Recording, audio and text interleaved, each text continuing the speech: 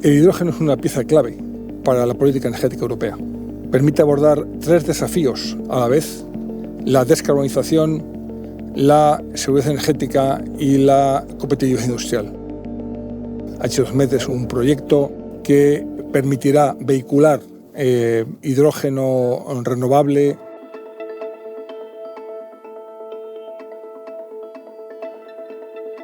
Alors l'hydrogène renouvelable se produit par un procédé qu'on appelle l'électrolyse de l'eau.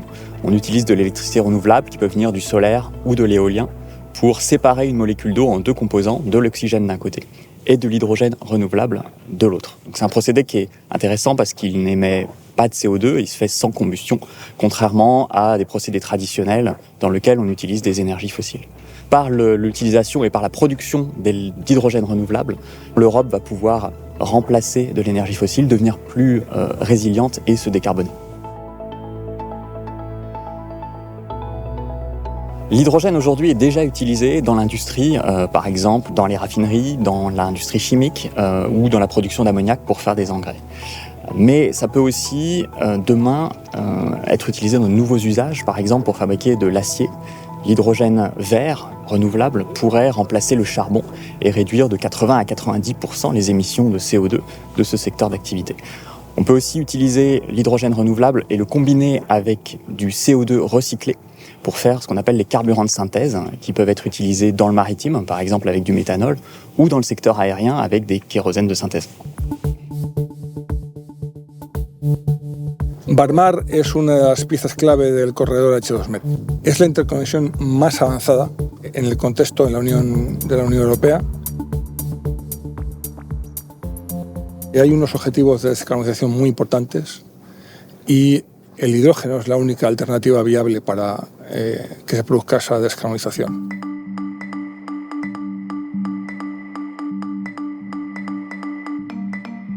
Ce projet Barmar, c'est un défi technique et industriel pour nous. Nous allons poser une canalisation sous-marine, 1 mètre de diamètre sur 400 km.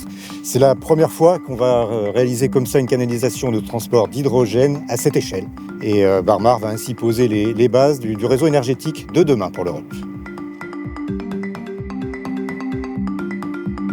Au niveau environnemental, la première étape du projet, c'est une étude géophysique.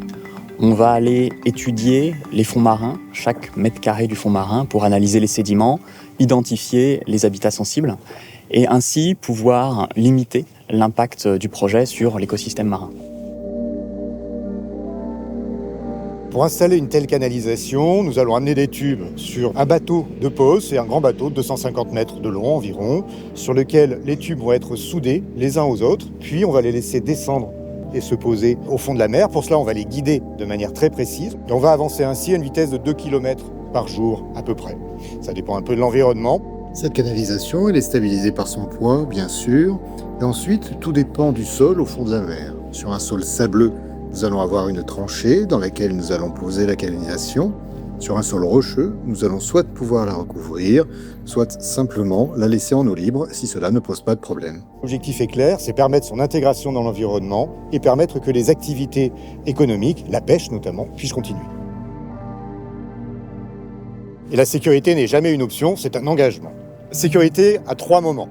Au moment de la préparation, de la construction des tubes, toutes les canalisations, tous les matériels sont vérifiés et répondent aussi à des spécifications techniques. Au moment de la pose, lorsqu'on fait les soudures et qu'on installe la canalisation, toutes les soudures sont systématiquement vérifiées. Et puis, après la mise en place, on va vérifier, on va monter la canalisation à une pression supérieure à sa pression d'exploitation et s'assurer vraiment de l'étanchéité et de la robustesse.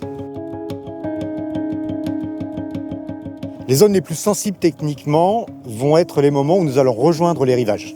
Dans ces moments-là, sur à peu près 1,5 km plus ou moins, avant d'arriver à terre, à Fos ou à Barcelone, nous allons passer par un micro-tunnel. Ainsi, la canalisation sera complètement enterrée sans perturber l'arrivée sur le rivage. En résumé, c'est sûr, invisible et parfaitement contrôlé. Alors ce projet, Barmar, représente une opportunité économique très importante pour la France. Il va acheminer jusqu'à 2 millions de tonnes d'hydrogène renouvelable dans la zone de Fos-sur-Mer. Donc ça va permettre à la fois de renforcer la souveraineté énergétique et la sécurité d'approvisionnement. Ça va également soutenir la décarbonation d'industries existantes qui emploient des milliers de personnes, que ce soit dans le raffinage, la chimie ou même la production d'acier. En développant la filière de l'hydrogène renouvelable, la France participe à la réindustrialisation du territoire. Donc finalement, le projet Barmar agit comme un accélérateur pour la compétitivité de la région. El desarrollo de la economía del hidrógeno verde representa una gran oportunidad para España y que fomentará tanto la competitividad como la creación de un empleo de calidad en el territorio nacional. Además, esto no solo va a suponer un desarrollo en el frente económico, sino también social en todos los territorios en los que el proyecto se desarrolla. En definitiva, esto representa una gran oportunidad y tenemos todo el potencial para convertirnos en el hub europeo del hidrógeno verde. Pues Barmar es uno de los proyectos de infraestructuras más avanzados de Europa que permitirá el despliegue de hidrógeno a gran escala. Para ello se ha creado una empresa que lo desarrolle y hay equipos ya en marcha para este objetivo. De manera que en el 2032 se prevé que para el 2032 pueda estar en servicio.